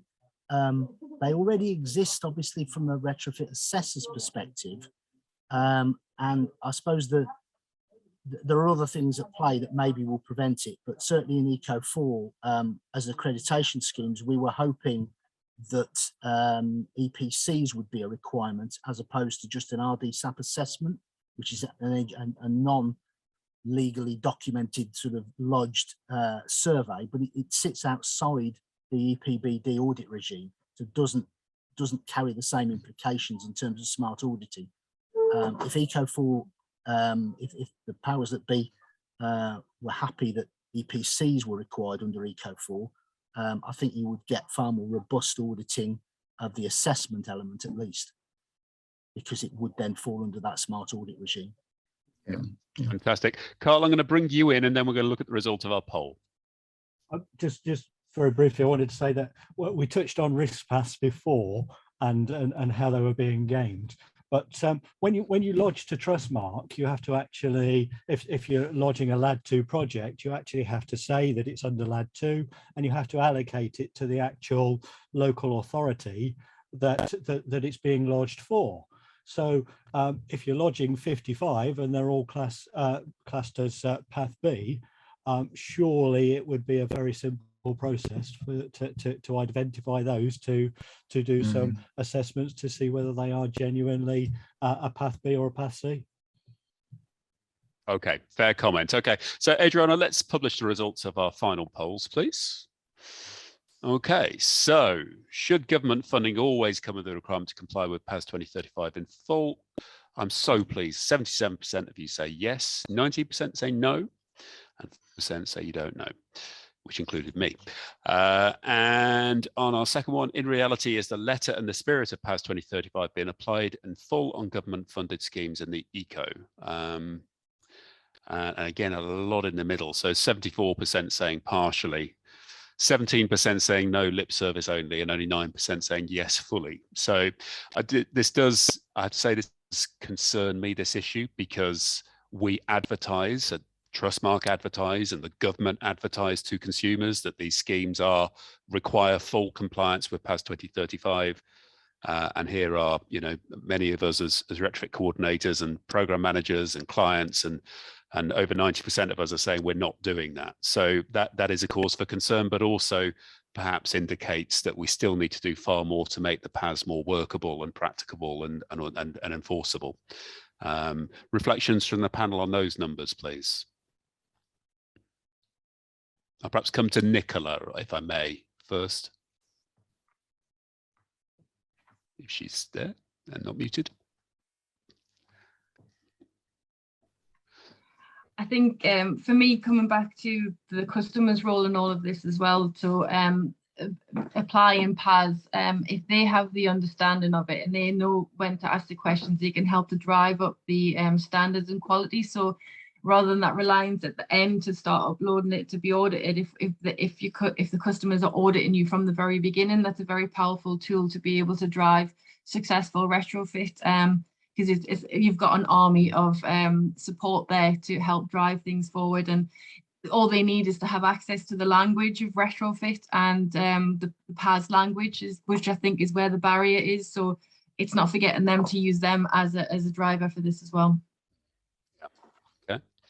And any other comments from the panel? Arne? I think the really important thing is we do need a PAS 2035 so that we have a standard that everybody works to. And the worst possible outcome is that even, let's say for a moment, that PAS is currently too hard. If it is too hard, the answer is to change PAS, not for us to start ignoring it or shortcutting it, because as soon as we start ignoring it or shortcutting it, then we kind of have no standards at all. It's that we could wreck PAS by just starting to say it's too hard and then just not do it. So the answer has to be to change it if it is. So one way or another, I think we have to have a PAS. The only debate should be what the content is. Okay, any other thoughts? Carl, you look poised. Yes, yeah. I don't believe that PAS is too hard. I just think it's, as Arne said, it's 194 pages. It takes a lot of reading and a lot of understanding. And I think we're in a phase where everybody's trying to do PAS correctly, but we're learning. And we need a period of time to learn what good retrofit looks like to be able to implement it. I think it would be very wrong if we watered down the PAS at this stage. I think we need to do more to make sure we are doing it right and support people to do it right.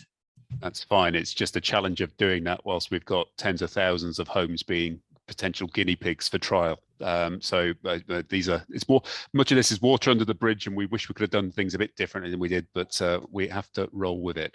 Now, I'm going to just raise, there's questions in here about where does the PAS say that a retrofit coordinator has to visit site? This is a very regular question.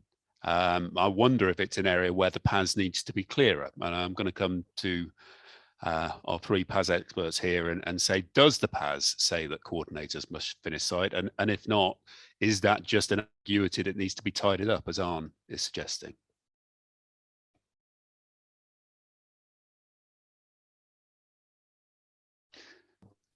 I can't remember if it actually says that. I've got it here, but I can't search and talk at the same time. But there's certainly the implication that the retrofit coordinator is responsible for checking that the installer does the job properly. And I would suggest that that is not possible on a project of any length without visiting site, at least until you're very confident that they know what they're doing from previous projects and previous records that they've supplied you with. Okay, on. Yeah, same problem. So my only problem here is that I haven't read new PAS backwards and forwards 30 or 40 times yet. So certainly in old PAS, it didn't say thou shalt go to site. So you're back to this interpretation question about whether or not it's possible to deliver your other responsibilities without, and exactly what those responsibilities are. So in the retrofit coordinator course, it suggests repeatedly that you should go once a week to a large project as the way to deliver those responsibilities. But this is the challenge and why it's important for funding clients to be clear on what they are expecting of their coordinator and understand what they're getting from it. Somebody has to go to site and check the details. Actually, somebody in the comments was suggesting that technical inspectors could do that. And I think that's fine. I think the key thing is to understand who is doing the checking and how that information gets back to the coordinator.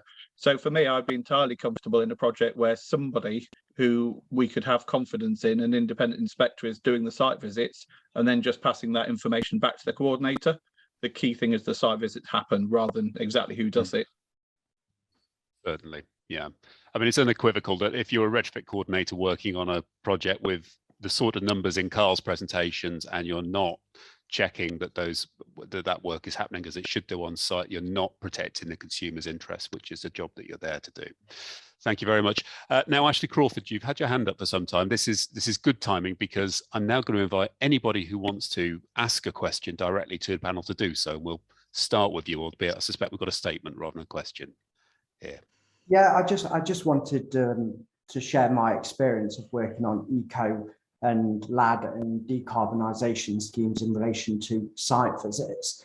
I think they're very different positions for a retrofit coordinator. For example, on an Eco3 scheme, I work with a cavity wall installer. They fit in one measure. There's no interactions with other kinds of insulation measures. I you know, they're doing 80 installs a week of cavity wall insulation. So I tend to do 10% site visits to make sure that the quality of the work's okay. I don't think it would be suitable for a coordinator to go to every single site visit, and would almost be a waste of a coordinator's time in doing that. I know as a coordinator, I'd be very disappointed to be just following a cavity wall install around every single week. But then when I'm working on whole house retrofits and decarbonisation schemes, yes, the coordinator does need to go to site, but I was quite happy to see in the Midlands retrofit toolkit that it actually says that the coordinator just needs to establish a QA process for site visits. So on a decarb scheme I've got on at the moment, I've actually established a chartered surveyor who is visiting site 2 times a week. They feed that information back to me. And in all fairness, I mean, I am a chartered surveyor, but a coordinator is a level 5 qualification. It's not chartered surveyor status. So I actually feel like I'm getting more from that chartered surveyor being on site than what I would as a coordinator being on site.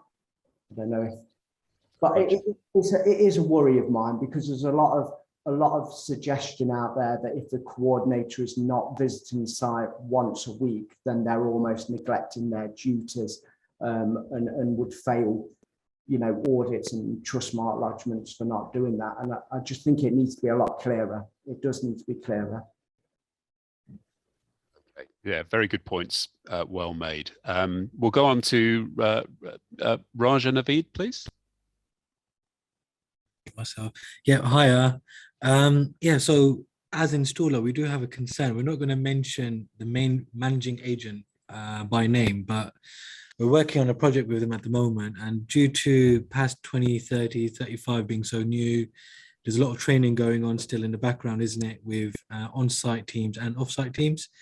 We're having some concerns over the understanding of the process of what's required from, you know, it's quite, for us, it's quite a basic understanding of it, but what we're finding is that the staff at this managing agent aren't actually quite familiar with the project and how past 2030, past 2035 is administered. We're at a stage we've got, you know, 24 jobs that need to start, but the past process hasn't been followed so far. And we're now in a situation where we're holding back and saying, well, until the coordinator doesn't contact us, we're not carrying out any work. And now it's becoming a delivery issue. Yeah. Yeah, and the funding will be driving the timescales, I don't doubt. So, I mean, perhaps invite Hina, if I may, there, because I think you're potentially being put in a position there where you may be open to, you know, some pretty unpleasant stuff if you start doing that work and it's not been done in the PAS compliant way. Hina, that's it. Yeah. So to the point where we've been asked to do tech surveys, we can't actually do a specification just yet because we need the retrofit assessment to be completed so that we can do the next part. We've actually received an email today to say you should continue with the installation, and we've said no.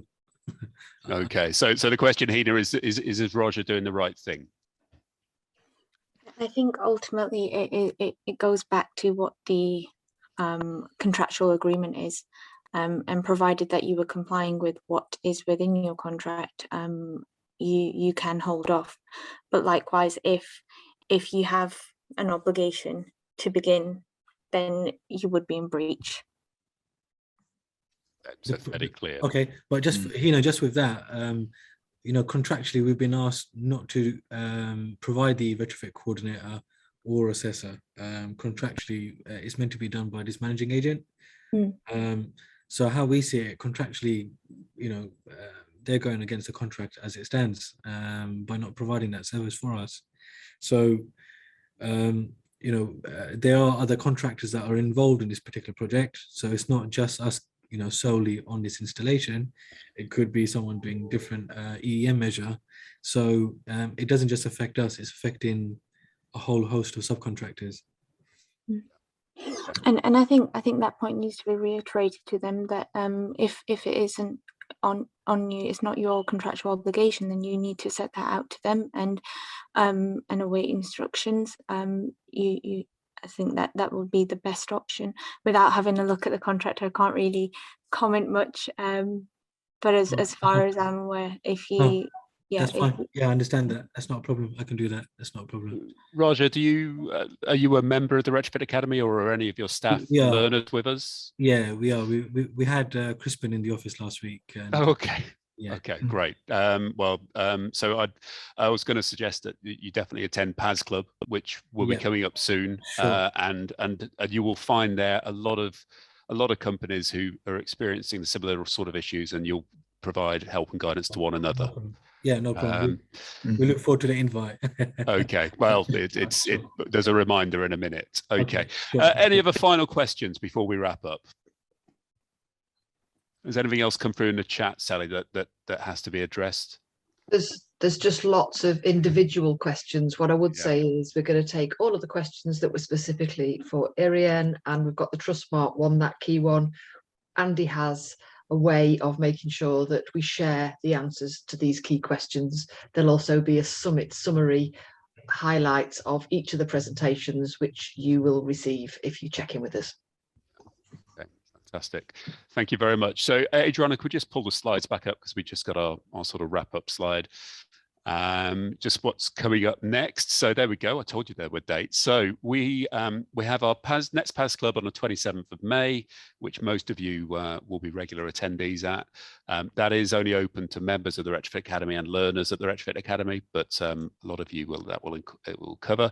Our Retrofit for Breakfast event. Sally, could you say a little bit about what this is, please? Yeah, this is taking a very short and snappy but deep dive look at a variety of different issues which we think are important based on our member feedback. So the first one, which is on the 24th of May, Alan, who's with us here, is going to take 20 minutes. It's a fast and furious presentation which you can either listen to or watch or get the download later. And the first one, Alan, is going to be on thermal bridging and how to avoid it. So that's what Retrofit for Breakfast is. It won't be a forum for discussion or questions. If there are questions, we'll lift them from the chat and get back to people. It's designed to be something you can do early in the morning and then go to work. Thermal bridging for breakfast. What could be better? So that's on the 24th of May, PAS Club 27th of May. We are exhibiting at a number of social housing events this year, including the CIH event in Manchester at the end of June. And we have a stand there and some of us are speaking. It would be fantastic if you're in that world, if you'd come and say hello and get to talk to many of the team who will be there. The other thing to flag up, I think, is there's still some funding for retrofit training, retrofit coordinator, retrofit assessor, and retrofit advisor training kicking around in certain parts of the country. If you go to our website and under Learn, there's details of where that funding's available. And thank you. There's some helpful links been put in the chat. I don't think I've missed anything. It just leaves me to thank our speakers for their contributions, to thank you all for attending. It's a bit depressing. We still have to say that we're still in early days of retrofit, but I think the key takeaway for me for this session has been that we're still taking baby steps, and we need to be really careful as an industry that we don't bite off more than we can chew. Even if the government wants to fund it, we shouldn't be doing things that we know, given what we do know now, that perhaps we didn't 10 years ago, are going to lead to some really large scale problems. So tread carefully, be bold, but tread carefully. Thanks very much for attending, and we'll see you next time.